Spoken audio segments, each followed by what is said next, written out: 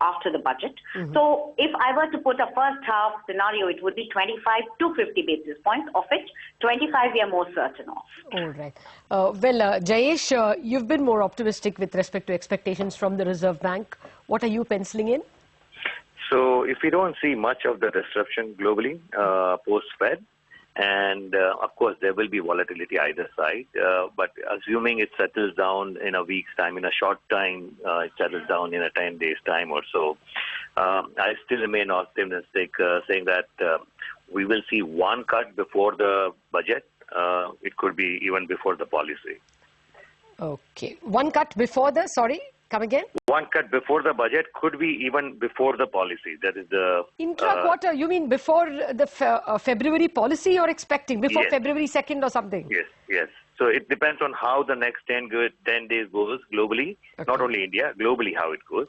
Okay. So if it is not too much of disruption to the market, or not too much of volatility and settles down, I won't be surprised if we see it before the policy. So I think that should be taken into account.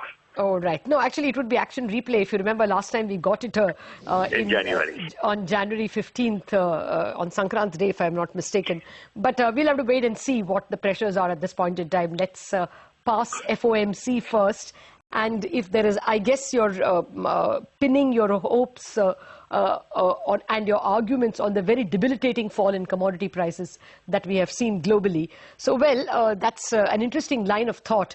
But the key takeaways from today's inflation numbers from our guests is that you wouldn't worry so much about food prices. It is still not spreading to becoming a generalized food inflation, still concentrated largely on pulses and a little bit on meat and eggs. In fact, Shubhda Rao goes to the extent of saying that probably the vegetable inflation and even the pulse inflation is already indicating anecdotal evidence of softening a bit.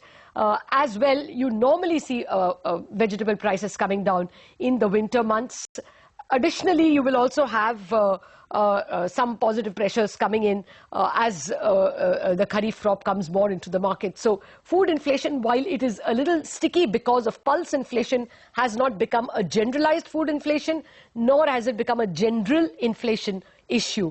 The other important takeaway from the CPI numbers is that services inflation has not been as bad as it was in the previous 2 months, September and October. Up until July, we did see a bit of a fall in services prices, which got arrested and inched up a bit. But today, we actually see health prices coming down. So that's another positive that you have to take away from the inflation numbers. All told, the worries raised on food inflation by the wholesale price index doesn't seem to have been exacerbated too much in the CPI numbers. The general inflation number at 5.4% is only marginally higher than the poll number of 5.38. So just about 3 basis points higher.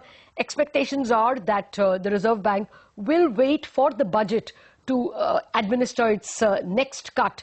So that should come more likely in April. But there is one important dissenting voice, Jayesh Mehta of Bank of America Merrill Lynch, believing that the inflation, the Reserve Bank could act as early as January because of the chances that the Indian markets are able to take in their stride. They're able to take in their stride the FOMC meeting and its outcome. We'll have to wait and see on that. That's the key takeaways from the macro numbers. We have a stock market veteran joining us, Deepan Mehta. Deepan, actually the numbers have come in largely in line with expectations. 5.38 was our poll, 5.41 is here. Should the markets react tomorrow? Not really. I think markets are more focused on GST and the big event, which is the Federal Reserve FOMC meeting, as you said. So at least there's no negative number from the CPI. I think that's the best case that the market can take back from these numbers. Okay, yeah, absolutely. I think the little bit of negative that we got in the wholesale price index appears to have been wiped away, at least in the food inflation. It's not as ugly an impact on the CPI as one feared. But Deepan, separately, there was a huge fall in the, there's still a lot of trouble. I wouldn't say huge fall. There was only some fall in the banking stocks, but the way they rose and gave up, what's troubling them so much? I think they're expecting some kind of action from RBI in terms of provisioning or certain additional measures which they may be required to take. And that's what's keeping a lot of investors a bit nervous on the banking side. Because it's not just the public sector, but a few private sector banks also may get impacted. And that's creating some nervousness because if additional provisions have to be made, then to that extent earnings will get depressed. So that's what is keeping the sector under check. All right. And actually, we did see, of course, bond prices also falling, which would have been a bit of a bank negative as well. Deepan Mehta, Siddharth Sanyal, Shubhda Rao and Jayesh Mehta, thank you very much for joining us in this special coverage of the consumer price inflation number. It's not terribly different from what the market was estimating at 5.4%, very much within market expectation. Slight problems with food inflation because of pulses, but still not a generalized food inflation. And more importantly, services inflation has not climbed up so much. That is a major positive from these numbers.